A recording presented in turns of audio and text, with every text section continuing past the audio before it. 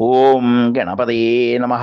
ഓം രാമചന്ദ്രായ നമഃ. പ്രിയപ്പെട്ടവരെ, നമ്മളിന്ന് പരിശോധിക്കുന്നത് വാൽമീകി രാമായണം യുദ്ധകാണ്ഡത്തിലെ 41ാമത് സർഗമാണ്. ശ്രീരാമൻ ഇരിക്കുന്ന സ്ഥലത്തേക്ക് യുദ്ധത്തിലേർപ്പെട്ട് ശരീരത്തിൽ മുറിവ് പറ്റിയ നിലയില് സുഗ്രീവൻ പ്രവേശിക്കുന്നതിനെ പറഞ്ഞുകൊണ്ടാണ് സർഗം ആരംഭിക്കുന്നത്. അപ്പോൾ രാമചന്ദ്രൻ അദ്ദേഹത്തെ തഴുകിക്കൊണ്ട് പറഞ്ഞു, എന്നോട് ആലോചിക്കാതെ ഈ രീതിയിൽ പ്രവർത്തിച്ചത് വളരെ സാഹസമായി പോയി. എന്നെയും വിഭീഷണനെയും ഉൾമുലയിൽ നിർത്തിക്കൊണ്ട് താങ്കൾ ഈ സാഹസം ചെയ്തത് ശരിയായില്ല. ആലോചിക്കാതെ ഇപ്രകാരത്തിൽ ചെയ്യരുത്.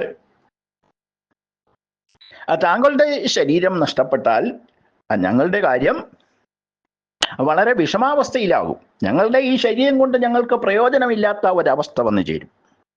ഭഗവാന്റെ വീര്യത്തെ പറ്റി അറിയാം എങ്കിൽ പോലും എനിക്ക് ആശങ്ക ജനിക്കുവാനിടയായി.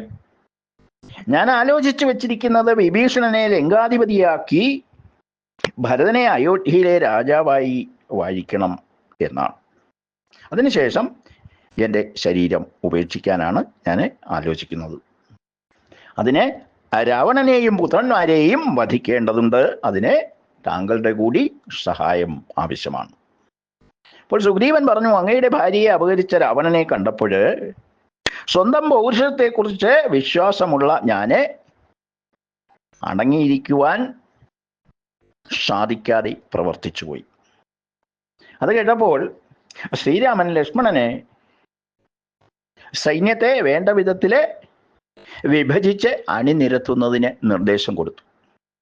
ചില മോശമായ ലക്ഷണങ്ങൾ കാണുന്നതിനെ പറ്റി രാമചന്ദ്രൻ അവരോട് പറഞ്ഞു. സന്ധ്യ പതിവ് ചുവപ്പ് വിട്ട് പരമദാരുണമായ ചുവന്ന നിറം കലർന്നതായി കാണപ്പെടുന്നു. പക്ഷികളും മൃഗങ്ങളും ഒക്കെ പേടിച്ച് തളർന്നവരായിട്ട് സൂര്യന് നേരെ നോക്കിക്കൊണ്ട് കരയുന്നുണ്ട്. ശീതളിമ ഉണ്ടാകേണ്ട ചന്ദ്രന് പോലും ചൂട് ഉളവാക്കുന്ന ആ സ്ഥിതി വന്നു ചേർന്നിരിക്കുന്നു. സൂര്യമണ്ഡലത്തിലെ കറുത്ത പൊട്ടുകൾ കാണുന്നത് ആ ലക്ഷണപ്പിശകാണ്. അപ്പം അതുപോലെയുള്ള നക്ഷത്രങ്ങൾ കാണുന്നില്ല. കാക്കകളും പരുന്തുകളും കഴുകന്മാരുമൊക്കെ പതിവിലധികം താഴേക്ക് മാറിയാണ് പറക്കുന്നത്. നരികള് അതിഘോരമായിട്ട് ഓരിയിടുന്നുണ്ട്. കുറുനരികളുടെ ഓരിയിടല് ലക്ഷണപ്പിശകായിട്ടാണ് പറഞ്ഞു കേട്ടിട്ടുള്ളത്. രാക്ഷസന്മാരുടെ ശൂലം, ഖഡ്ഗം എന്നിവ കൊണ്ടുള്ള പ്രയോഗങ്ങളും വനരന്മാര് എറിയുന്ന പാറക്കുന്നുകൾ കൊണ്ടും ഭൂമി മാംസവും രക്തവും മൂടിയതായി ഭവിക്കാൻ പോവുകയാണ്. അതുകൊണ്ട് നമുക്ക് രാവണപാലിതമായ ആ പ്രദേശത്തേക്ക് ചുറ്റും വാനര സൈന്യത്തോടുകൂടി കടന്നു കയറേണ്ടതുണ്ട്. ലക്ഷ്മണൻ രാമന്റെ നിർദ്ദേശമനുസരിച്ച് സൈന്യത്തെ ക്രോഡീകരിച്ചു നിർത്തി.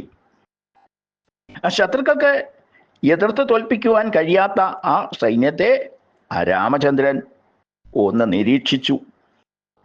അതിനുശേഷം രാമന്റെ നിർദ്ദേശമനുസരിച്ച് സുഗ്രീവനും സൈന്യത്തോടുകൂടി ലങ്കാപുരിയിലേക്ക് നീങ്ങി. അതിനൊപ്പം വിഭീഷണനും സുഗ്രീവനും ഹനുമാനും ജാംബവാനും നളനും ഋക്ഷരാജനും നീലനും ലക്ഷ്മണനും എല്ലാം അവരെ പിന്തുടർന്നു. അല്പസമയത്തിനുള്ളിൽ ശ്രീരാമന്റെ നേതൃത്വത്തിൽ ഏവരും രാവണപുരിക്ക് മുന്നിൽ എത്തി അവരവർക്ക് നിർദ്ദേശിക്കപ്പെട്ട സ്ഥലങ്ങളിൽ നിലകൊണ്ടു. രാവണൻ സ്ഥിതി ചെയ്യുന്ന വടക്കേ കോട്ടവാതിൽക്കൽ രാമൻ തന്നെ നേരിട്ട് നിരോധിക്കത്തക്ക നിലയിൽ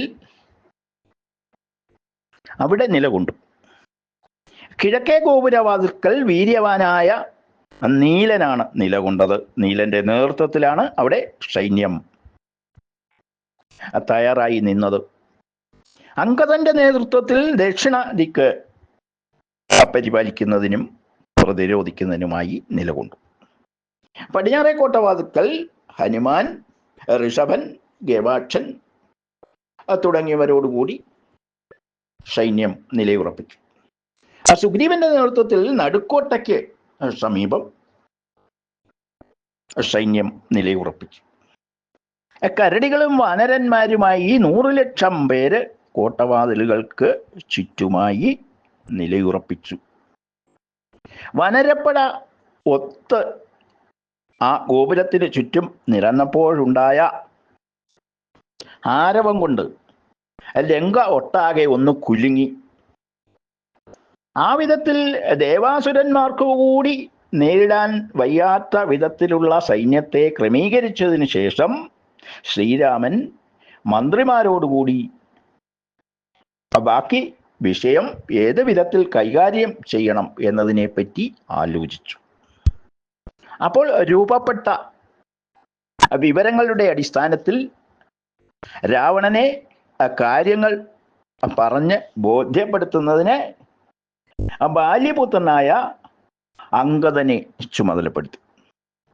രാമന്റെ നിർദ്ദേശം കേട്ട ഉടനെ അംഗദൻ ആകാശത്തുകൂടി കുതിച്ച് രാവണന്റെ സമീപം ചെന്ന് നിന്നു.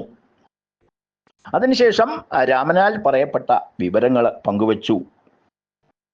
ബ്രഹ്മാവ് നിനക്ക് നൽകിയ വരത്തിന്റെ പേരിലുള്ള അഹങ്കാരം ഇപ്പോൾ അവസാനിപ്പിക്കുവാൻ സമയമായിരിക്കുന്നു. ഋഷിമാർക്കും ദേവന്മാർക്കും ഗന്ധർവന്മാർക്കും അപ്സരസ്സുകൾക്കും നാഗന്മാർക്കും യക്ഷന്മാർക്കും രാജാക്കന്മാർക്കും മൂഢതയാലും അഹങ്കാരത്താലും നീ ചെയ്ത ദ്രോഹങ്ങൾക്കുള്ള ഫലം മുഴുവൻ നിനക്ക് അനുഭവിക്കുവാൻ സമയമായിരിക്കുന്നു. മൈഥിലിയെ എനിക്ക് തന്ന് എന്നെ ശരണം പ്രാപിച്ചാൽ നിനക്ക് ഇപ്പോൾ രക്ഷപ്പെടാം. അല്ലെങ്കിൽ അധർമ്മത്തിൽ മുഴുകിയ നിന്നെ ഇനി ജീവിക്കുവാൻ അനുവദിക്കുകയില്ല. നിന്റെ ജീവിതം ഇപ്പോൾ എൻ്റെ കയ്യിലാണ് ഉള്ളത്. ഈ വിധത്തിൽ ജീവിക്കുവാൻ നിന്നെ ഒരു കാരണവശാലും അനുവദിക്കുകയില്ല. നിന്നെ കൂടാതെ അമാത്യന്മാരെയും പുത്രന്മാരെയും ബന്ധുക്കളെയും ഞാൻ വധിക്കുന്നതാണ്. അതിനുശേഷം വിഭീഷണനെ രാജാവായി വാഴിക്കുവാനും ഞാൻ തീരുമാനിച്ചിരിക്കുന്നു. അതൊക്കെ കേട്ട രാവണൻ ക്രുദ്ധനായി. അപ്പോൾ അംഗദനെ ബന്ധിക്കുന്നതിന് നിർദ്ദേശം കൊടുത്തു. 4 രാക്ഷസന്മാർ ചേർന്ന് അംഗദനെ പിടിച്ച് ബന്ധിച്ചു. അപ്പോൾ ആ 4 പേരെയും കൊണ്ട് ഏറ്റവും ഉന്നതമായ ഒരു പ്രാസാദത്തിന്റെ മുകളിലേക്ക് അംഗദൻ ചാടി കയറി. ആ കുതിച്ചുചാട്ടത്തിന്റെ അലയൊലികളുടെ ഫലമായിട്ട് ആ രാക്ഷസന്മാര് ഭൂമിയിലേക്ക് വീണുപോയി. അതിനുശേഷം ആ പ്രാസാദ ശിഖരം ബാലിപുത്രൻ തകർത്തു. അതിനുശേഷം ബാലിപുത്രനാണ് താന് എന്നുള്ളത് രാവണനോട് പറഞ്ഞു. ആ പ്രധാനപ്പെട്ട ആ പ്രാസാദം തകർത്തത് കണ്ട് രാവണൻ വല്ലാതെ ക്രുദ്ധനായി തീർന്നു. തൻ്റെ നാശത്തിന് തുല്യമാണ് ഈ തകർച്ച എന്ന് മനസ്സിലാക്കിയ രാവണൻ ദീർഘനിശ്വാസം ചെയ്തു. അപ്പോൾ സന്തോഷം പൂണ്ട വനരന്മാരുടെ നടുക്ക് രാവണനെ വധിക്കുന്നതിൽ മനസ്സ് വെച്ചവനായ രാമൻ യുദ്ധസന്നദ്ധനായി നിലകൊണ്ടു. കടല് വരെ വ്യാപിച്ചിരിക്കുന്ന വാനരസേനയുടെ എണ്ണമറ്റ അക്ഷൗണികൾ കണ്ട് രാക്ഷസന്മാര് വിസ്മയപ്പെട്ടു. ചിലർക്ക് ഭയമുണ്ടായി, ചിലര് യുദ്ധമുണ്ടാകുന്നത് കൊണ്ട് ആഹ്ലാദം പൂണ്ടു, ചിലര് നിലവിളിക്കുകയും ചെയ്തു എന്ന് പറഞ്ഞുകൊണ്ട് 41 സർഗം പൂർത്തിയാക്കുകയാണ്. ഓം രാമചന്ദ്രായ നമഃ. ഓം സീതാപതയേ നമഃ.